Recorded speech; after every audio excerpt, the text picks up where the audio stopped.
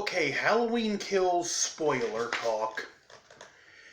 If you've seen my spoiler-free review, you know I really like this one. And let's just start with the flashback, which is where the movie really...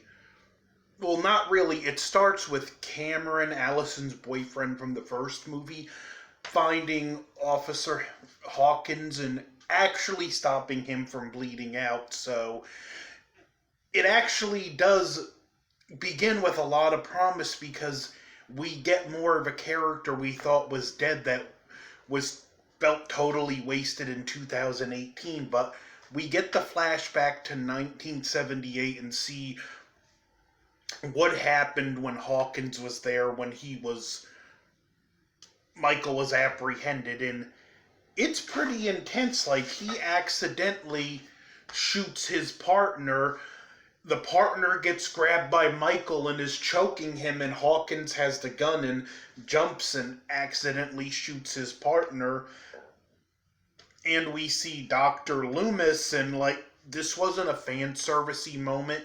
It was meant to be there for plot, and it's a great scene. And this whole point, it even has an earned jump scare in it. Which I know jump scares are really frowned on in horror now, but this is one that was totally earned and deserved. And then we cut to present day. Laurie, Allison, and Karen are on the way to the hospital, and they see fire trucks going towards the house. Hindsight's 2020, Laurie, but your flaming death trap really should have been in the middle of an open field, not surrounded by trees, guaranteeing fast fire response. Michael kills 12 or so firefighters from the get-go, and I mean, this Michael is just furious, and he is out for blood. Anyone that's anywhere near him is fair game. And yeah, there's a controversy where some people offended for firefighters are trying to protest this movie because Michael kills firefighters and it's anti-firefighter. You know, it's a movie. He's a psycho killer. He's killed police officers in movies before. Are you saying firefighters are more important than law enforcement? Miss me with that stupidity. Just get it out of my way. I mean, for crying out loud, there's a lot of towns, and I'm sure a small town like Haddonfield is one of them, where fire and police are really one and the same. That's how my town is. Officers spend part of the year on the fire department, part of the year on the police department, public safety. Anyway, we actually get something cool too. If you remember the scene where Michael is going through the neighborhood killing random people, we see two people get in a car dressed as a doctor and a nurse. Well, they're actual characters in this movie. Yeah, I was actually pleasantly surprised by that, to get two people who were just random background extras to be full-on characters in this movie, and it was kind of a cool twist for their character. They're a husband and wife. The wife is actually the doctor, but she's the nurse for Halloween, and the husband is the nurse, but he's the doctor for Halloween. And they're at a bar, and we meet returning characters, most of which are also returning actors, even though Anthony Michael Hall didn't play Tommy Doyle.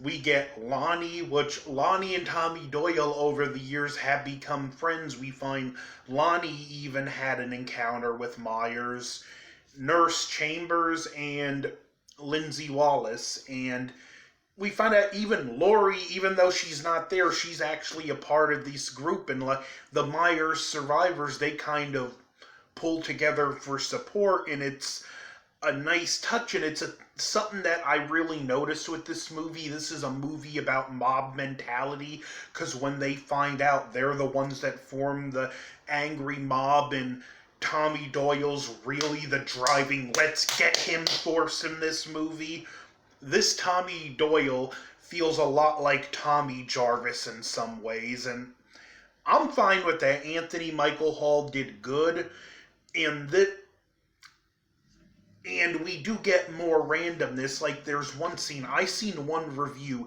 saying this film didn't have any of the tension. I don't agree with that.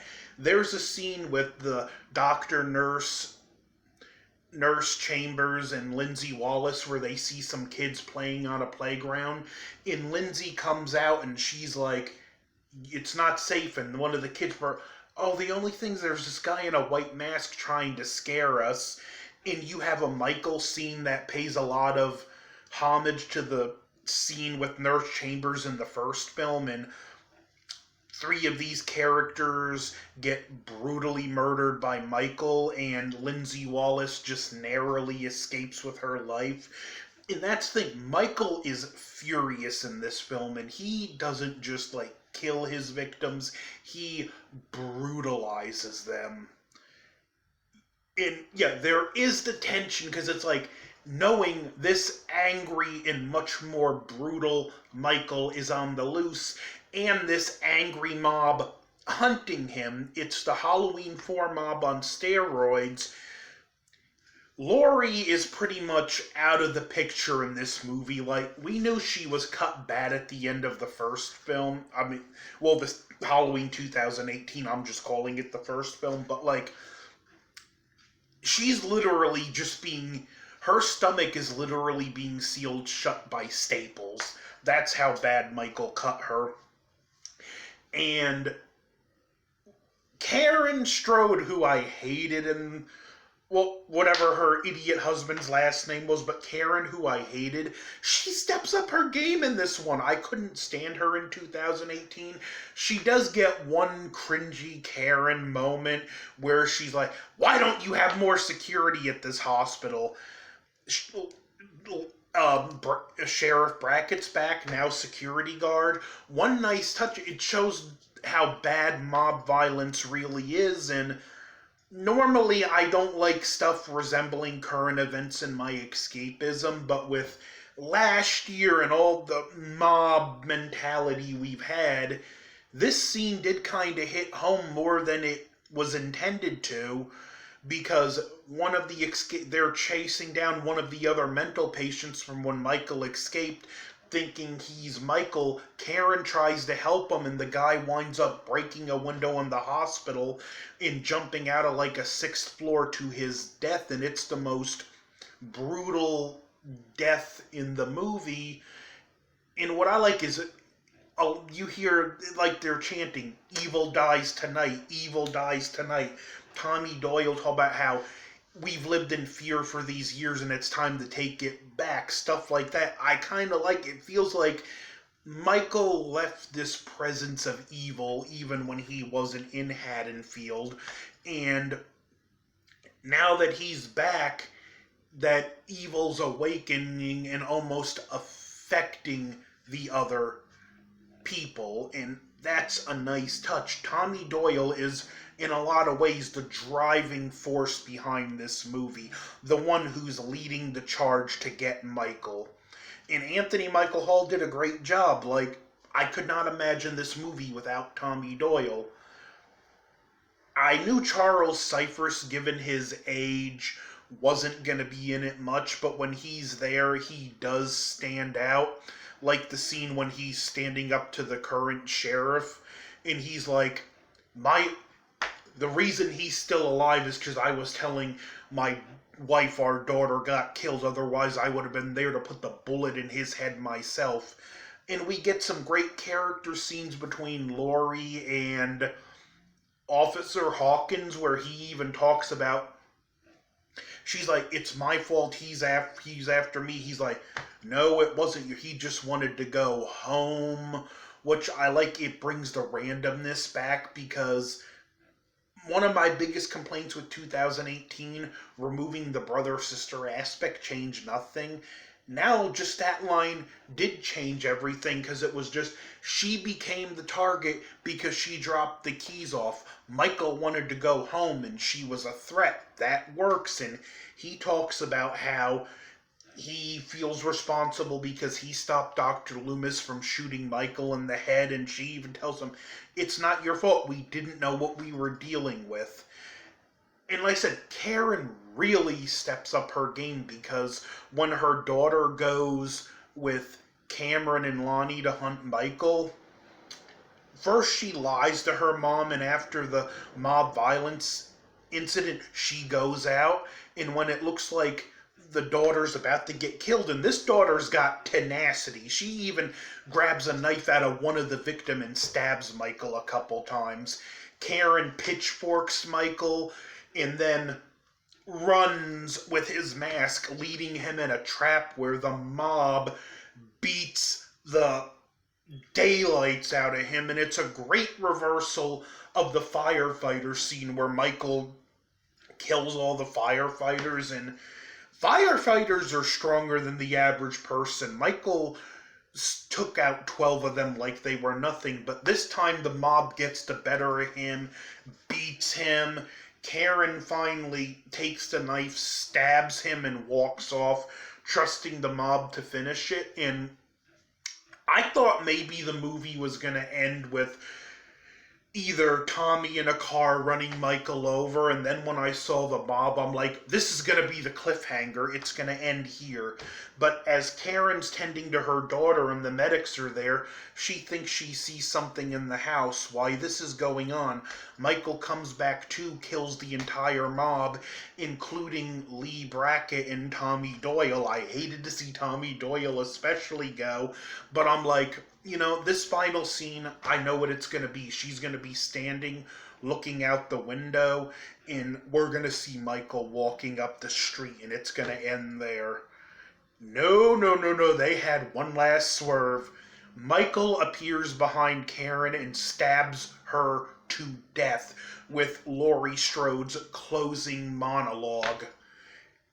My jaw was on the ground. I was not expecting Karen to get killed in this. Judy Greer's even big enough in her own right that I was like, yeah, they're gonna want her around for the third movie too. I had said from the beginning when I saw after the firefighter scene, I'm like, okay, no one is safe in this movie. When Nurse Chambers got killed, I'm like, yeah, no one's safe. And I had kind of, because I let my guard down, I forgot that, yeah, no one was safe in this movie. And sure enough, no one was safe, and the medics and the daughter are still downstairs, so we don't know what the status of their safety is. All I know is her and Laurie are definitely going to be out for blood in the third movie. And Laurie's closing monologue was pretty good too, because it kind of set up that the third movie might not take place in the same night. The original plan was for all three movies to take place on the same night, but the director said between the virus and all the delays and how much actors have aged, we might have to set this a year or two later. So that closing monologue, which was probably a reshoot, actually did a nice job setting the stage for Halloween Ends being a year later. The kills, like I said, feel more like Friday the 13th kills, and that, take her as you will. Some will call that a positive, some will call that a negative. I'm not sure where I fall. My only other negative is that there was implied that even before Michael killed his sister, there was something off where he would just go in her room and stare out the window, and I could have done without that, but it doesn't spoil it. This movie, like I said, I really liked it. This is my spoiler review, obviously. I left some stuff out because I don't have time to go in the whole movie, but like, share, comment, subscribe, over and out.